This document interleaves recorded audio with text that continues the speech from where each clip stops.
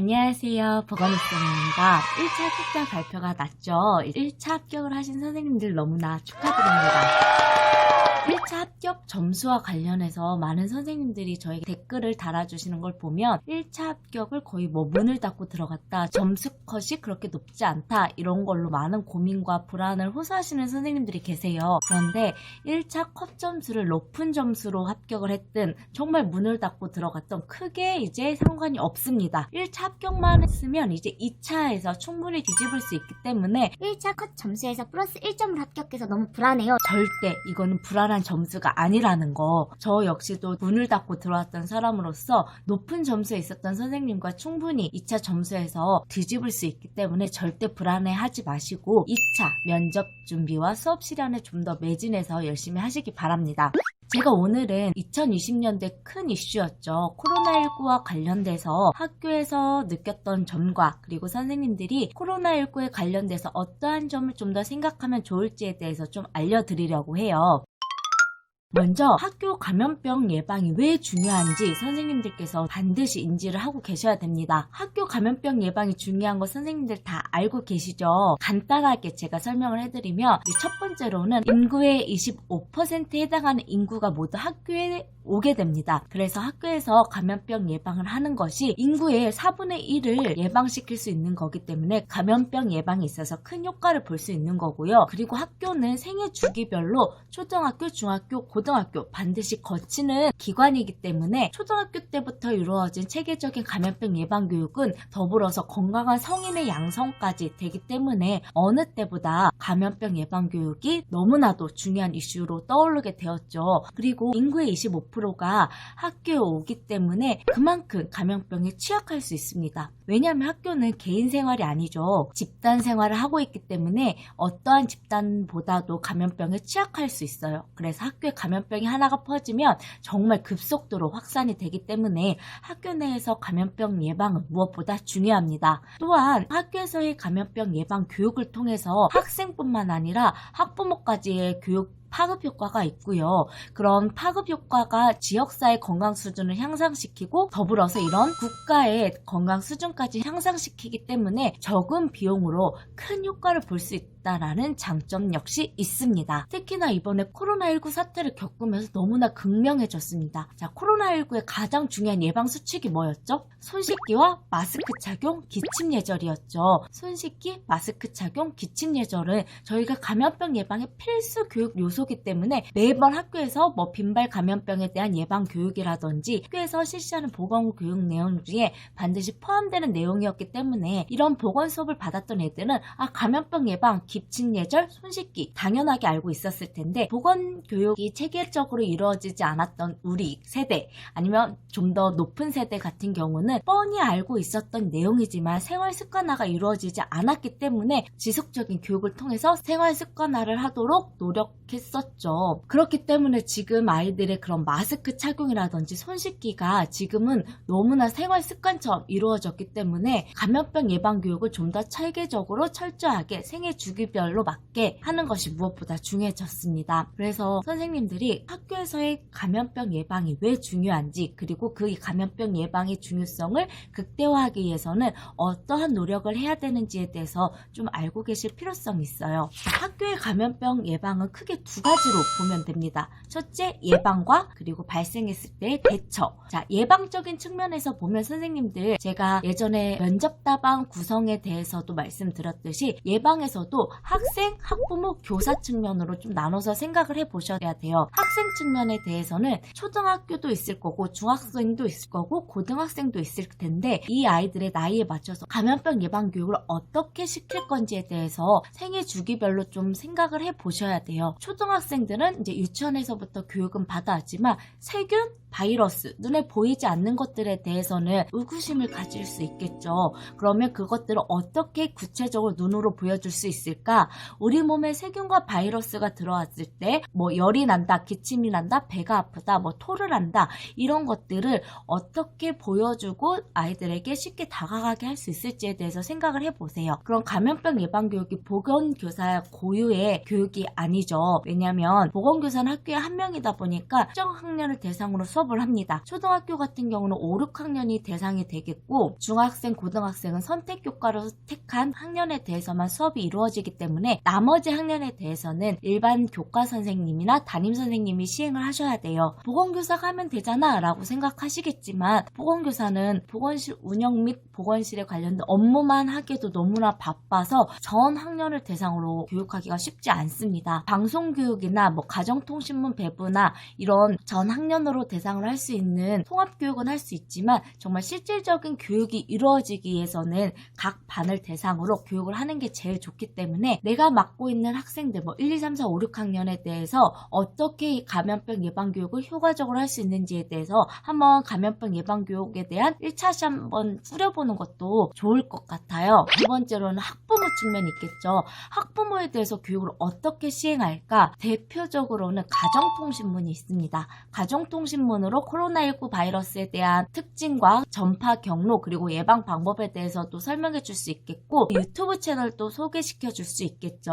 그리고 한 가지 더 생각해 볼 점은, 그런 보편적인 지식 말고 우리 학교에서는 어떠한 방역을 하고 있는지에 대해서 알려주시면 더더욱 좋겠죠. 다른 학교에서는 이제 선생님들 몇몇이 모여가지고 이런 코로나19 방역에 대해서 우리 학교에서는 어떠한 방역 수칙을 정해서 어떻게 시행하고 있는지에 대해서 동영상을 찍어서 학부모님들께 안내를 합니다. 특히나 이런 학교 자체에서 개발한 동영상 같은 경우는 신입생들한테 매우 좋겠죠. 이제 신입생들 같은 경우는 학교에 오기 전에 처음에 자가진단 앱을 실시해야 된다는 것부터, 학교에 어디에 열화상 카메라가 설치되어 있어서 그쪽을 통해서 등교를 해야 된다는 것부터, 학부모의 출입 안 된다라는 점과, 그리고 학교에서 이런 확진자가 발생했을 때 어떠한 절차를 통하는지도 동영상을 찍어서 보여주면 훨씬 더 글로 전달하는 것보다는 더 쉽게 전달할 수 있을 것 같고요. 그리고 세 번째는 교직원에 대한 안내도 해야 됩니다. 보건교사한테 공문이 굉장히 많이 올 거예요. 코로나19 관련 학교 방역 대책 해가지고 정말 두꺼운 공문이 옵니다.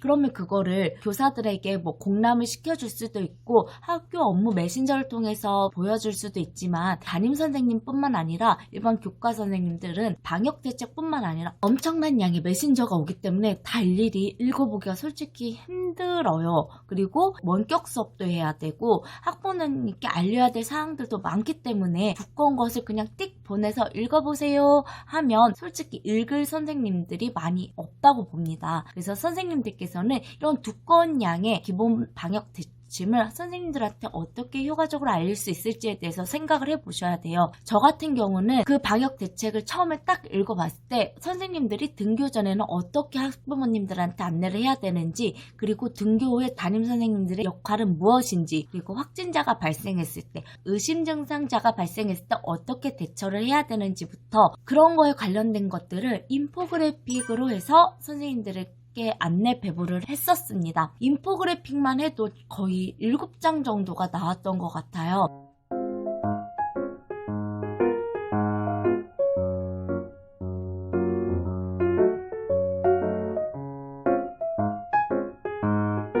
그것뿐만 아니라 이제 선생님들이 일상소독도 해야 됩니다. 그런데 일상소독을 처음에는 메디록스 이렇게 뿌리는 환경소독제를 이용했는데, 뿌리는 소독제는 또 바이러스가 여기저기 흩어질 수 있다고 해서 그거 말고 이제 락스를 희석해서 사용을 하고 있는데, 그런 락스 희석 방법, 그리고 락스 희석액을 사용했을 때 주의사항 같은 것들을 그림이나 유튜브 동영상을 안내해서 선생님들께 좀 더 전달력을 높일 수 있도록 했습니다. 코로나19와 관련돼서 이런 예방교육 측면, 어떻게 학생들과 학부모님, 교사들에게 전달력을 높일 수 있을지에 대해서 좀 생각해 보시고, 예방교육을 한다면 어떤 활동들을 할 수 있을지에 대해서 생각을 해보시는 것도 좋아요. 예방교육 활동 같은 경우는, 저 같은 경우는 핀터레스트라는 사이트를 많이 활용을 합니다. 핀터레스트 사이트를 보면서 어떻게 내가 이러한 활동을 내 수업에 적용시켜서 재밌게 할 수 있을까라는 거를 생각을 많이 해보는 편이고, 그리고 EBS, 호기심 딱 딱지라는 프로그램도 많이 이용을 합니다. 호기심 딱지 같은 경우는 제가 좀 센세이션했던 게, 우리가 손 씻기 교육을 할 때 6단계를 교육을 하죠. 그러면 대부분 뭔가를 손에 묻히고 그게 얼마나 많이 씻겨 나가나를 많이 교육을 했었습니다. 이걸 역으로 처음에 밀가루 같은 거를 손에 묻혀서 손 씻기 6단계를 했을 때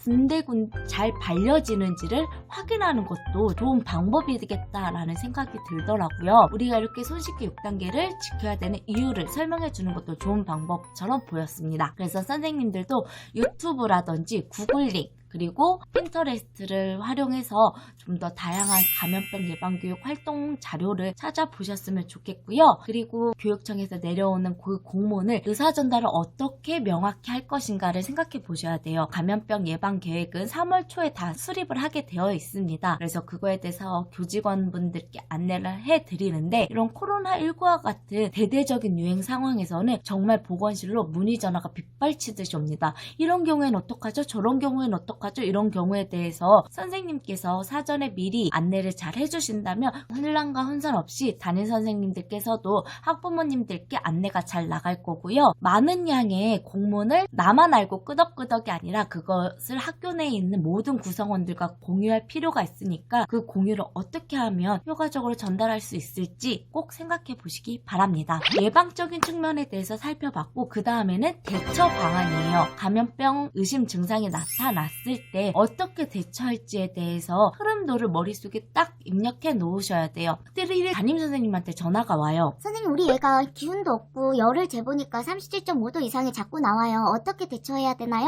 라고 하면 37.5도 이상이 되면 일단 일시적 관찰실로 내려오게 합니다. 코로나19 사태 이전에는 솔직히 일시적 관찰실이 구비가 안 되어 있는 경우가 많았어요. 그런데 코로나19 사태가 터지고 나서는 학교별로 일시적 관찰실이 다 있을 겁니다. 감염병 학생이 보건실로 들어왔을 경우에 보건실에는 더 많은 아픈 학생들이 이용을 해야 되는데, 감염병으로 의심된 학생이 들어왔을 경우 아픈 학생이 보건실을 이용을 못하게 되니까 감염병 위험이 있는 학생은 일시적으로 관찰하고 보호할 수 있는 실을 별도로 구성을 해 놓습니다. 그런 일시적 관찰실에서 학생을 좀 관찰하고 감염병이 의심된다 하면 학부모님을 불러서 집으로 귀가시키는 시스템을 하고 있는데, 학부모님을 부르기 전까지의 과정을 학교 내에 있는 감염병 관리 대책반이 있는데 그 구성원들과 함께 상의를 한번 해보셔야 돼요. 이 아이가 감염병인지 아닌지는 감염병 진단검사를 하지 않는 한 누구도 확신할 수 없어요. 그러니까 이런 의심 상태가 있을 때 학부모님은 다 대부분 맞벌이 하고 계신 경우가 많기 때문에 학부모님께 얘기할 때도 이 아이의 상태에 대해서 학교에서 충분히 관찰을 했고 병원에 가서 또는 집에서 휴식이 필요한 아이입니다 라고 학부모님과 의사소통을 잘 할 수 있는 모의 연습을 반드시 해보셔야 돼요. 저희 학교 같은 경우는 아이들의 체온이 뭐 37.5도도 됐다가 4도도 됐다가 이렇게 오르락 내리락 하는 경우가 있어요.